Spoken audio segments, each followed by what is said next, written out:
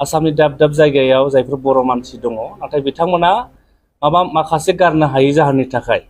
बर' रावखौ रायलायनो रोङामोन बिथांमोना दा बेखौ बै बर'फोरखौ जोङो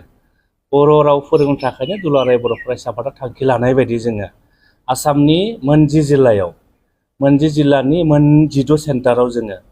बर' राव फोरोंनो थाखाय जों अलरेडि फोरोंगिरि थिसनबाय गासै मोनजिद' सेन्टाराव जोङो मोनसे सेन्टाराव सानै हिसाबै जोङो 32 फोरोंगिरि जों बिथांमोनखौ अलरेडि जोङो एपइन्टमेन्टबो रानबाय आरो बिथांमोनखौ जोङो माबोरै फोरोंनांगौ बोरै फोरोंनांगौ बिनि थाखाय जोङो माखासे एक्सपार्टफोरखौ लानानै जों दिनै गुवाहाटीयाव थानाय बर' थुनलाइ आफादनि मावख'आव जोङो दिनै साननै जों मावबादा लादों अरियेन्टेसन प्रग्राम जों लादों आरो बेवहाय जोङो गासै फोरोंगिरिफोरखौ लेंहरदों आरो बेवहाय जों एक्सपार्ट हिसाबै गुवाहाटी मुलुगसोलोंसालिनि प्रफेसर अनिल बर' आरो पान्डा कलेजनि एसिस्टेन्ट प्रफेसर डक्टर प्रणजित नार्जारी आरो तामुलपुर हायार सेकेन्डारिनि मेडाम सासे डक्टर रुपाली स्वर्गियारी आरो दक्षिण गुवाहाटी कलेजनि प्रिन्सिपाल डक्टर सानसुमा खुंगुर बर' आरोबाव जोङो CILL माहेश्वरनि लेक्सारार डक्टर अलिन्द्र ब्रह्म बिथांमोना साननैयाव जोंनि फोरोंगिरिफोरनो माबोरै फोरोंनांगौ बोरै फोरोंनांगौ बेनि सोमोन्दै बिथांमोना गुवारै जोंनो फोरोंनानै होगोन आरो बेखौनो जोङो दिनै दुलाराय बर' फरायसा आफादा गिबि सान महरै जों दिनै बेखेवबाय आरो फोरोंगिरिफोरखौ बेनि सोमोन्दै गुवारै जोंनि एक्सपार्टफोरा जोंनि जिफोर माबा दङ रिसर्स पार्सन बिथांमोना फोरोंगासिनो दङ आरो सानो जों दुलाराय बर' फरायसा आफादा बैफोर ओनसोलनि बर'फ्राबो बर' राव रोंनायनि उनाव आंबो बर' जोंबो बर' हिसाबै जि थांना थानायनि मोन्थाय जों बेखौ होनो नागिरदों आरो बै सुबुंफ्राबो गावनि राव थुनलाइ आरो जोंनि हारिमुखौ लांनानै बर' हिसाबै थांना थानायनि जि मोन्थाय बेखौ दुलाराय बर' फरायसा आफादा जोङो मोनसे नाजादों आरो जों सानो बै ओनसोलाव जायफोर बर' दङ बिथांमोनाबो गोसो मोदोम सोलेर होनानै दुलाराय बर' फरायसा आफादनि जि गिदिर थांखि बेवहाय मदद होगोननानै जोङो मोनसे फोथायनाय दङ जोङो अलरेडि मोनसे कमिटि दाबाय बेवहाय जायफोर जिल्ला आफाद दङ आरो जायफोर दखर आफाद दङ आरो जाय जायगायाव जोंनि मिरु सेन्टारफोरखौ जोङो गायसननाय जादों बै ओनसोलनि जों गार्जेन्सफोरखौ लानानै जों मोनसे कोअर्डिनेसन कमिटि दादों आरो बे कमिटियानो कोअर्डिनेट खालामनानै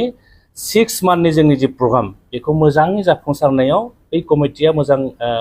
साखाफारा जानानै बिथांमोना मोजां सानलायलायनानै खामानिखौ मावगोन आरो बेनि थाखायनो जों कमिटिखौ दादों आरो बे कमिटिया सेन्ट्रेल एबसुजों मोनसे कोअर्डिनेट खालामनानै जों बेखौ 6 मान्थनि गेजेराव जों बे सेन्टारखौ जाफुंसार खालामनानै बै बर'फोरखौ बर' राव रायलायनायनि जि मोनसे बिथांमोननो जों सोलोंथाइ होनो नागिरदों बेखौ जों जाफुंसारनो थाखाय जों खामानि मावगोन आरो जोङो 16टा सेन्टार मोननायनि उनाव माखासे गुबुन गुबुन जायगानिफ्रायबो जोंनाव बिथांमोननावबो बेबायदि सेन्टारखौ होनांगौ होननानै जोंनो मोनसे बिथांमोना रिकुवेस्ट खालामदों जों बे जाफुंसारनायनि उनावनो दुलाराय बर' फरायसा आफादा फिन आरो जोङो गुबुन गुबुन जायगायाव जेराव गोनां जादों बेवहायबो बिथांमोननो जों फोरोंथाइ बादाखौ जों होनो थाखाय थांखि लादों आरो वेस्ट बेंगलावबो जों 3.5 लाखसो बर' दङ बिथांमोनखौ ससियेल मिडियानि गेजेरजों आरो माखासे जोंनि डाइरेक्टलि बिथांमोना जोंनो कन्टेक्ट खालामदों जे वेस्ट बेंगलावबो बर' रावखौ फोरोंनांगौ होननानै बिथांमोना जों खावलायहरदों आरो जों दुलाराय बर' फरायसा सानदों जोङो बे जोंनि जि फार्स्ट स्टेप बे जाफुंसार जानायनि उनावनो जोङो जेराव जेराव गोनां जायो दुलाराय बर' फरायसा आफादा जों अरायबो मावनो थाखाय जों राजि बे बेलायाव जोङो आं खावलायगोन दिनै बर'नि जिफोर माहारियारि संगठनफोर दङ बिथांमोना जोंखौ मदद होनांगोन बर'नि जायफोर सानसुमै दङ फोरोंगिरिफोर दङ दिथागिरिफोर दङ बिथांमोना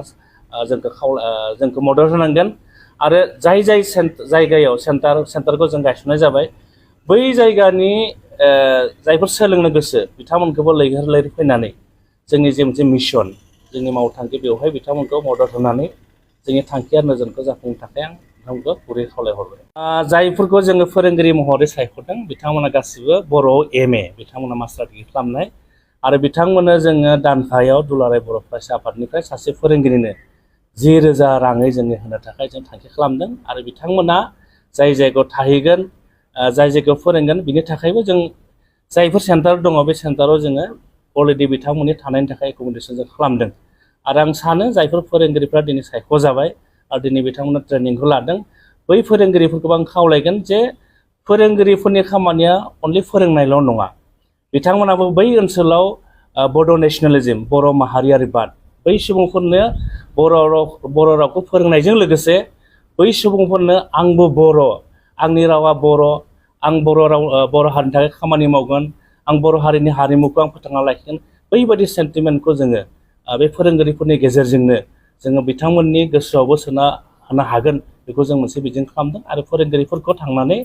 बे गासैबो जोंनि जि बिथिं बे बिथिंफोरखौ लानानै जोंनि जायफोर बर' राव सोलोंनो नागिरदों बिथांमोनखौ मोजाङै फोरोंगोन होननानै जोंहा मोनसे फोथायनाय दं। बेफोर फोरोंजागोन जों बेवहाय खुनु बिदि फिस होनो नाङा। दुलाराय बर' फरायसा आफादा जों जेबो बिदि फिसबो लाया। जों मोनथाम केटेगरि खालामदों जों बेवहाय क्लास एलपि स्कुलनिफ्राय आप टु क्लास 7सिम जों मोनसे केटेगरि खालामदों आरो 8निफ्राय आप टु इउनिभार्सिटि लेभेलसिम जों मोनसे केटेगरि खालामदों आरो मोनसे केटेगरिया जाहैबाय जायफोर हाउस वाइफ जायफोर गार्जेन दङ बिथांमोननि थाखाय मोनसे केटेगरि खालामदों आरो बेवहाय जोंनि सानै मोनसे सेन्टाराव सानै फोरोंगिरिया बे केटेगरिखौ बेस खालामनानै बिथांमोना सोलोंथाइखौ होनाय जादों।